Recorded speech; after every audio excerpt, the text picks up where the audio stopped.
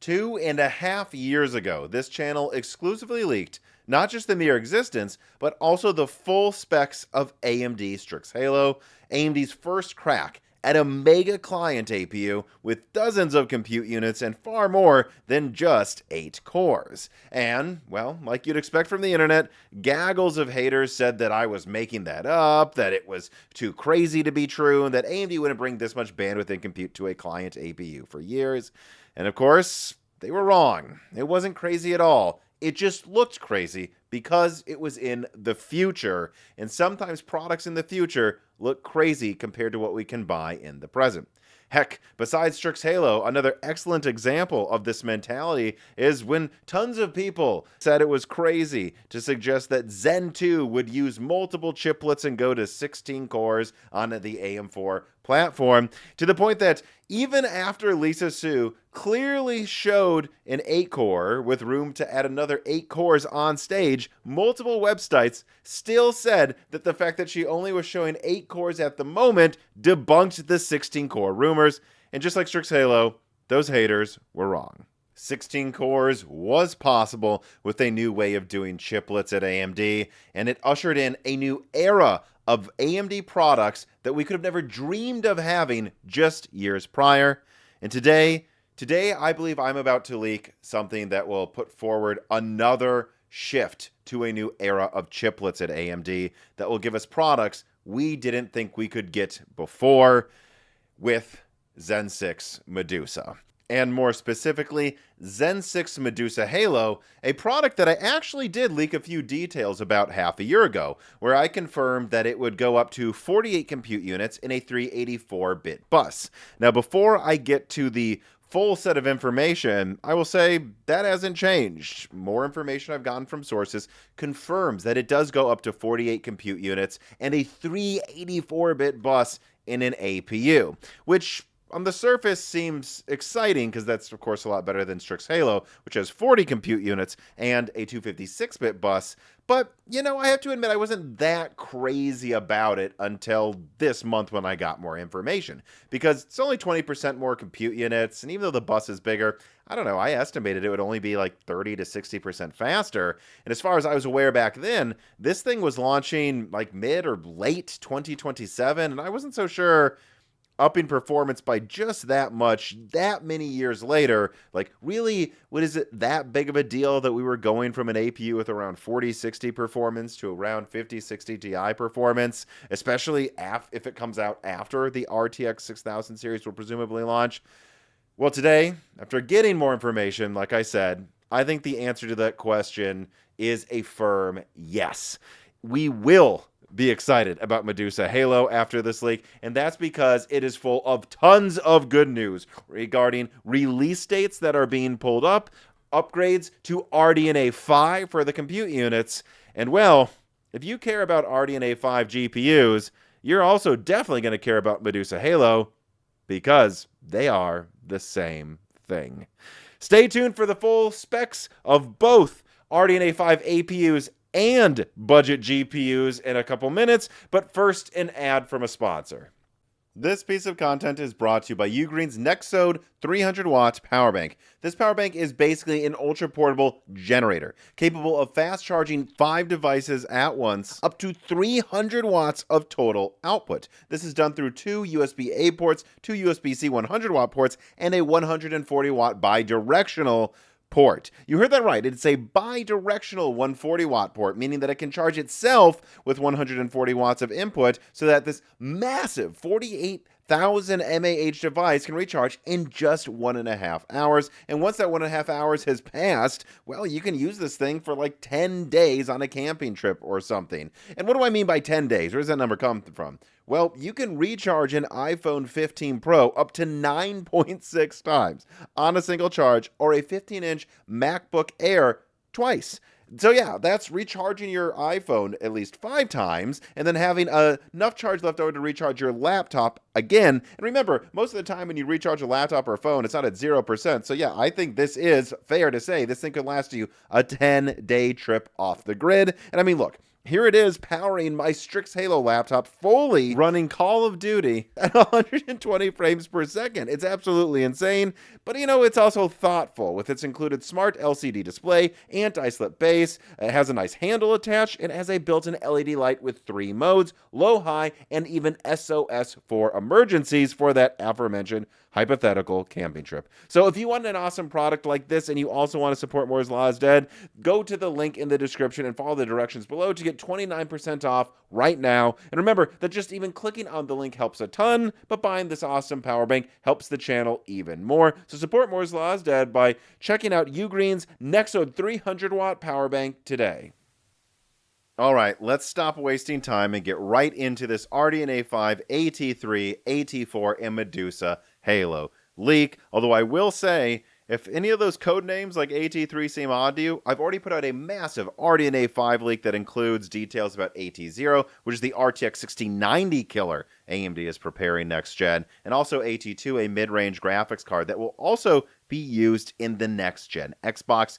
You should probably watch that video to get the behind the scenes on that. And of course, there's also videos about Zen 6 and stuff. I'm going to mostly focus on graphics today, not the CPU or core side of it. So just those videos are out there for those who want more context. I really recommend them. But otherwise, let's get right into, well, one more disclaimer, and that is that AMD is radically changing how they segment their APU and GPU products compared to previous generations. I'm warning you before I start pouring through the info so you don't start typing in all caps in confusion until I get to the end. Bear with me and understand that if you see something that looks odd while I keep going, just know that direct comparisons between products like Medusa Point from Strix Point, which is the current Zen 5 APU, or AT3 from Navi 44, Navi 44 being the current 9060 XT budget graphics card, you're going to miss a lot of context because their upcoming products clearly target the market in different ways. Like, for example, a customer that right now might be in the market for a Strix Point laptop is probably not the same person that will want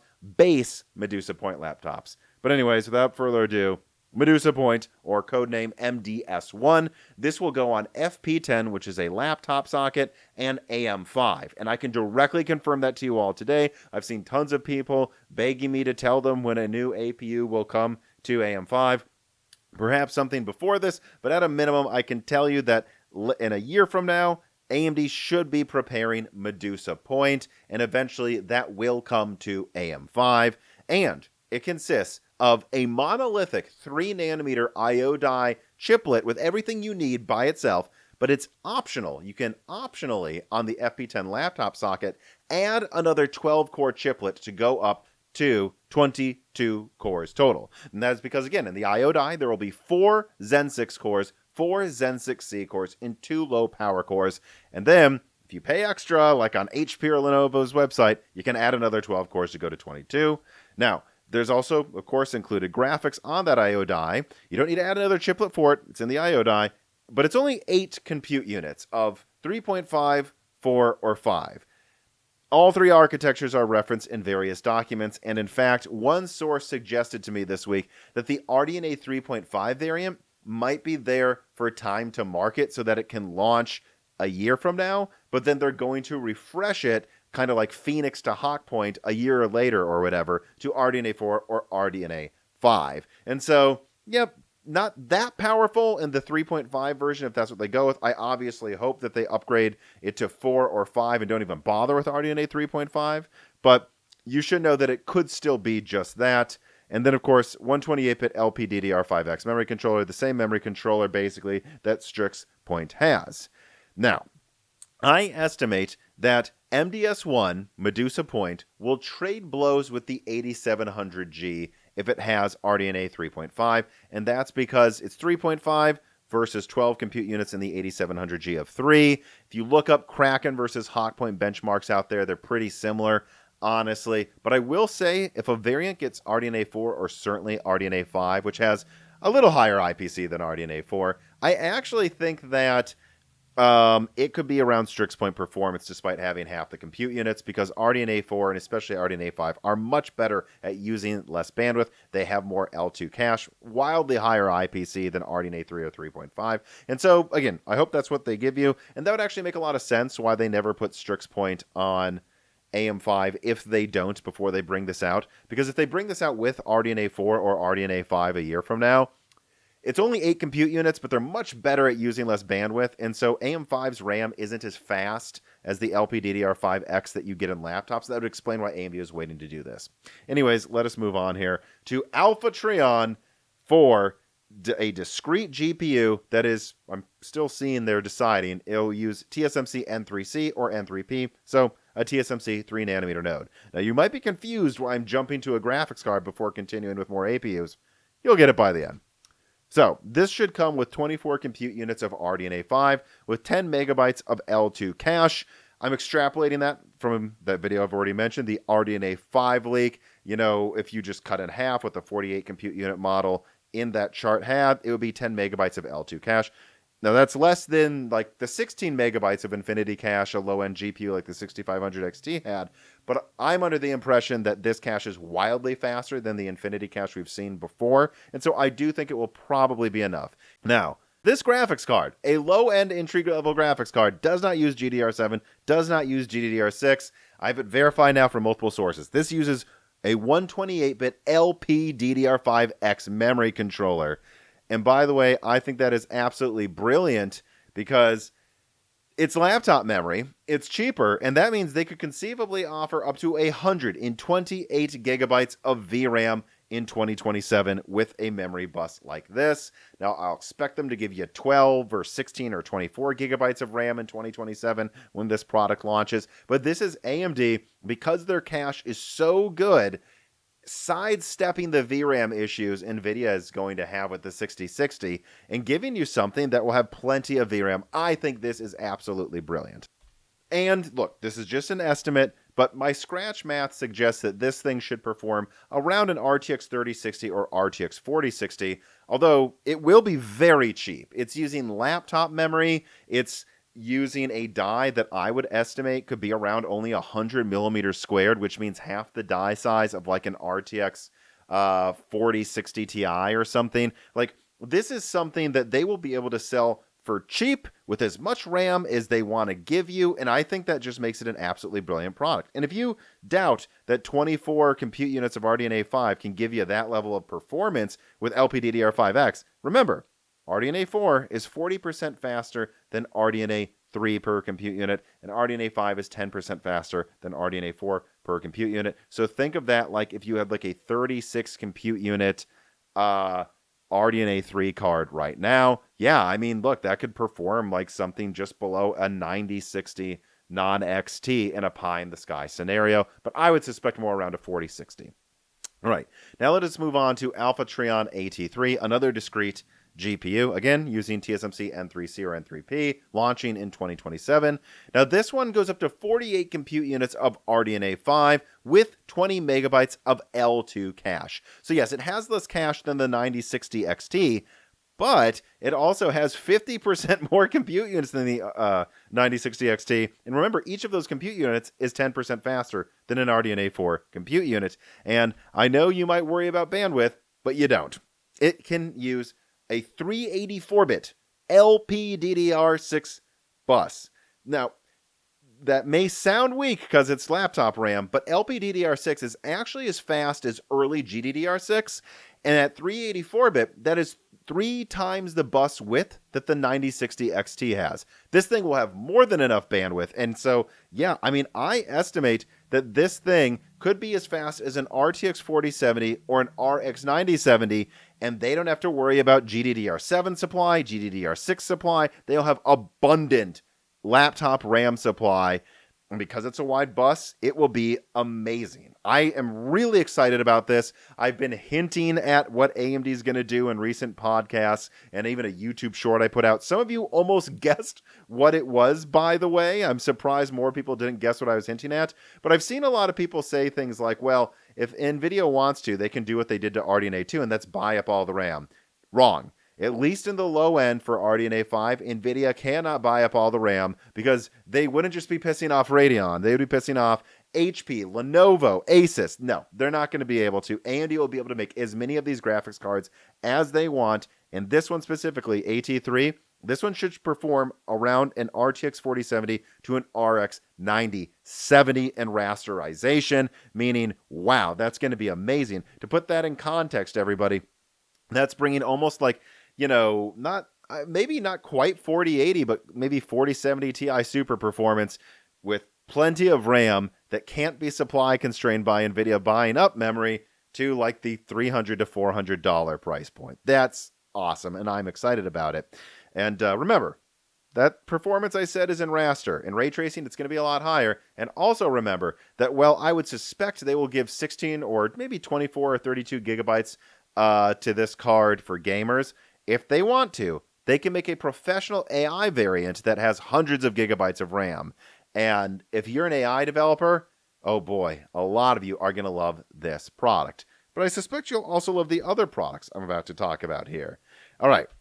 Now let's talk about Medusa Halo Mini. Now this will use the FP10 socket just like MDS1, and it will have a 3nm IO die chiplet plus possibly AT4. I'm not 100% sure, but I do have documentation showing its specs. Check this out. So this should get a 4-core Zen 6 plus 8-core Zen 6C and then 2 low-power cores for 14 total. Technically, I only know for a fact that it has the low-power cores and that it has 12 Zen 6 of something. I don't know if it's 6 Zen 6 and 6 Zen 6C, but based on what I've seen with the CCXs that are in design work behind the scenes at AMD, my suspicion would be this would be 4 plus 8 and then 2 low-power cores. Also, I will say that I don't believe this one can add a CCD like Medusa Point can or like Medusa Halo Big can, like I'll get to in a second, meaning that it's meant to be its own thing. But it does require a chiplet, I believe, for the graphics portion, and it is listed in documentation as having 24CU RDNA 5 and a 128-bit LPDDR5X memory controller. Ladies and gentlemen, I'm sorry. The exact same specs as AT4?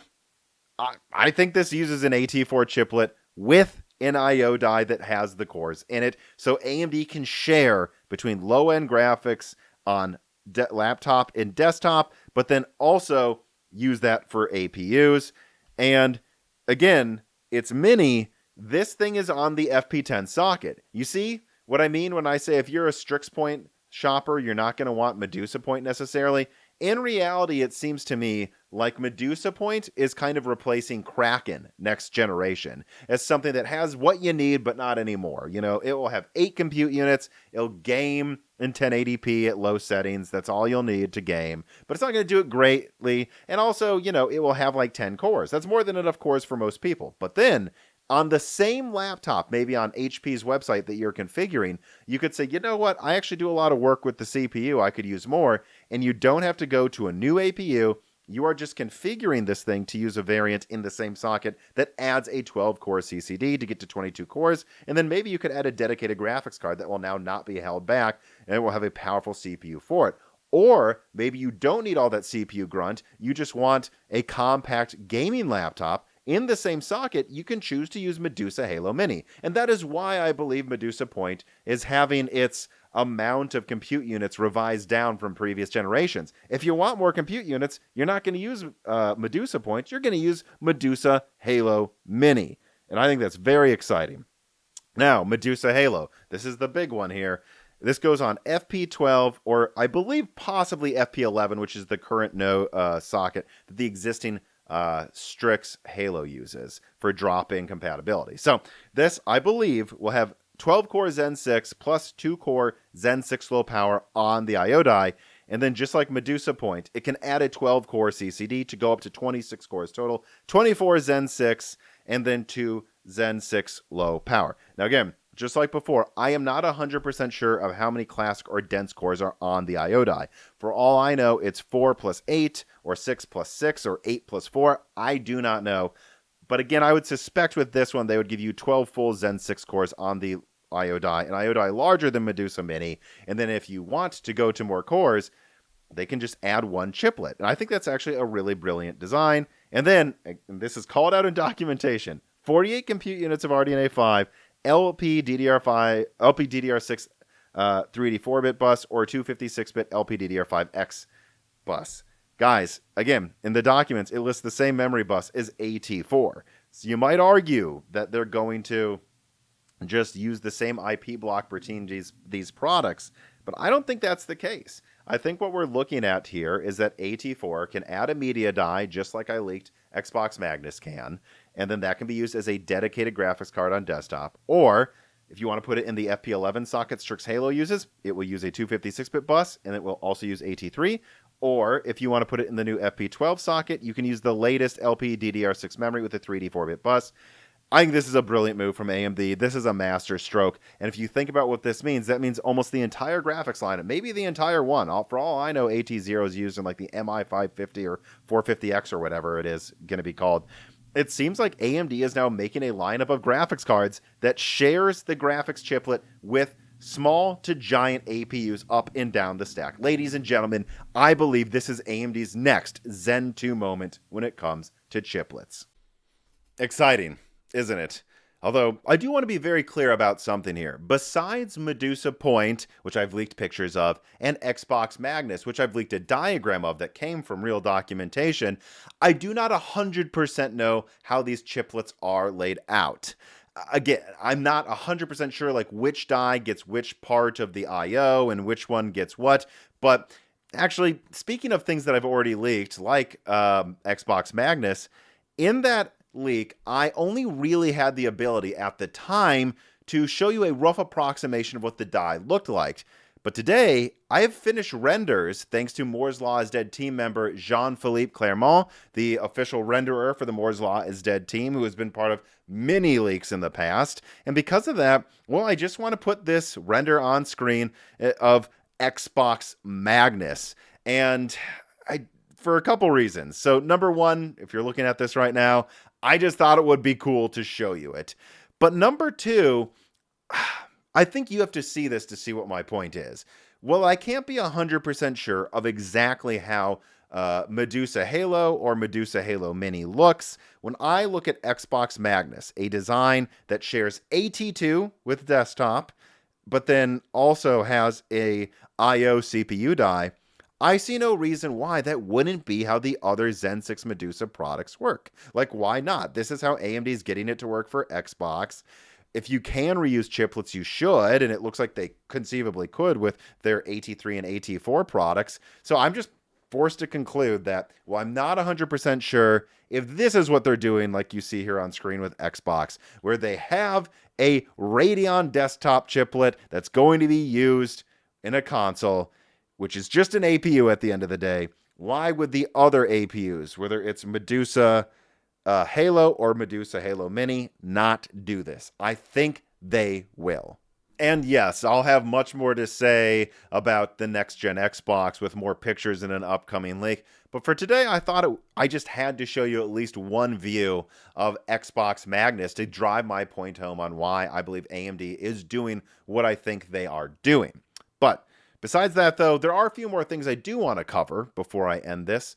And the first one is I do suspect that there are a lot of people that looked at Medusa Halo Mini, that is the 24 compute unit model, with its seemingly tiny 128-bit LPDDR5X memory interface, and they think, that just can't be enough, though, Tom. I know you said it should be, but how can it be? I mean, after all, Strix Point has a 128-bit LPDDR5X memory bus, and it's heavily bandwidth constrained, to the point that people like the Fox have demonstrated that the 12 compute unit model often performs like the 16 compute unit model because it just needs more bandwidth. That 16 compute units is really bandwidth starved.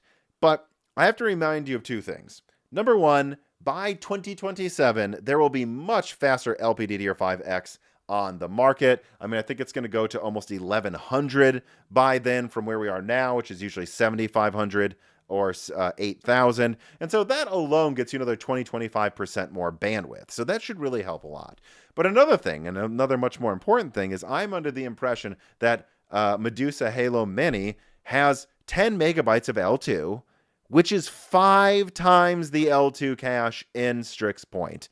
And so think about that. They're going to go from 16 compute units to 24, but they're probably going to give you 20 to 30% more raw bandwidth from faster LPDDR5X. They're also going to give you 5 times the L2 cache. I think that's enough. I do think it will be fine and be far less constrained than Strick's point was. And another thing, though, let's move on to a second point here that I want to cover. So I just want to drive home how brilliant this idea of using LPDDR5X and LPDDR6 is for the PTX 1060 XT and the 1050 XT. It does not matter what NVIDIA does, AMD can one-up them next generation, which is just exciting.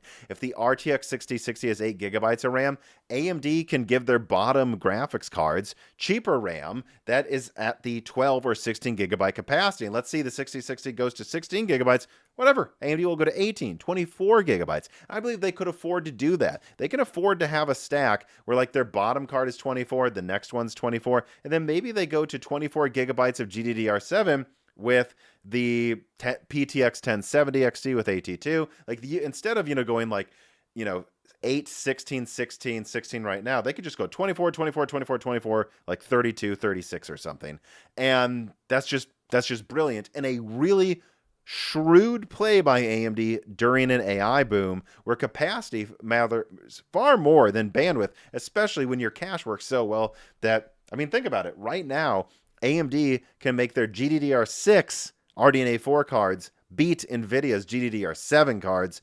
I see no reason to believe that they can't make an LPDDR5X or LPDDR6 card compete with NVIDIA cards that, even if they have GDDR7, probably have much smaller buses. All right. And then there's one more thing. You'll probably have noticed that I said PTX 1060 XT and PTX 1050 XT. And no, that is not something that I've seen on documentation. I have no proof, no evidence at all that AMD is going to call these cards PTX instead of RX, or really I have no idea what they will call them for sure. But I do think that is what AMD should do. PTX, path tracing. That's right. When NVIDIA goes out and says we have our ray tracing cards, AMD can come out and say we have our path tracing cards. And I believe that would be the ultimate troll to NVIDIA's hijacking of using ray tracing to be synonymous with NVIDIA. Screw it. AMD, make path tracing synonymous with the name of your graphics cards. And it would give them a very next-gen feel that feels similar to NVIDIA, yet better. Really think about what this could look like. Maybe in like a couple years, we could have during the summer of 27, Sony and Microsoft come out and show off the Xbox Next Gen and the PlayStation 6, showing off full path tracing and ray tracing or path tracing remasters of their prior gen games. And everyone will be wowed and go, wow, next gen consoles are going to do not ray tracing, but path tracing in a real way. And then AMD can come out and say, that's right, those consoles, they're going to have path tracing capabilities, but so will all of our Radeon cards. And they're not just going to have like 68 compute units. They're going to go into the hundreds of compute units and have a PTX monitor. Radeon is path tracing. We are going beyond ray tracing. Now, to be clear, I bet a lot of you are thinking, won't AMD just put AI in the name and say it's an RAI 1060 XT? They might, but I should let you know that from what I've heard behind the scenes, both from retailers and from people who work at AMD, so far AMD, at least in client and in consumer sales, is very disappointed with their recent AI marketing push. They thought putting AI 370 on their laptop CPUs would make a lot of people want to buy them, and the data apparently suggests it didn't. Look, AMD's selling Kraken and Strix laptops just fine. Go look at their earnings. They're doing fantastic. But apparently nobody is going into a Best Buy or a Micro Center and saying, I got this because of AI. They're getting it because it has 12 cores and full cores, unlike the 4 big and 4 little cores in Lunar Lake. Like, that's what's selling it, the specs, not AI. If anything, the AI moniker is confusing and harming sales. And so I suspect that AMD is going to want to go with something besides AI when they undoubtedly reset the naming of their graphics card once again next gen, because they're at 9,000. So where are they going to go to next? 10,000? That sounds weird. No, I think they should go to PTX. Seriously, think about it though. Think about the noobs on Reddit if AMD goes with PTX for path tracing, you're going to see endless posts that say stuff like, I just bought an RTX 6060 and now I'm worried. It says it can do ray tracing, right? But can it do path tracing? I know AMD's can. Path tracing's in the name. Anyways, that's just my opinion. I wanted to close this video with something fun like that because I really do think that is what AMD should do. That is the only way they reset their naming scheme again, in my opinion, that doesn't sound convoluted or stupid. AI, no one wants that in gaming. And then if you go to something like 10,000 or 1900 XT, that's not what retailers want either. I'm directly told retailers are telling AMD, we love that it's called the 9070 because it's easy to tell people who walk into a store it's the same as a 5070. So I think they're going to try to keep the same numbering scheme, and I think PTX, not RAI, is the way to do it. Anyways, make sure that you subscribe to this channel and ring the bell button because that is going to just about do it for this video, and I don't think you'll want to miss my next ones. In fact, also make sure that you consider joining the Moore's Law is Dead Patreon at the 256-bit or higher tier. A new die shrink just came out looking at the performance of Battlefield 6 across multiple consoles in NVIDIA and AMD. I tested all of them with my co-host Dan, and we also get into some CPU overhead issues we've noticed with NVIDIA. Really, really great die shrink for those who are interested in this nerdy stuff, like I'm sure a lot of you watching this are.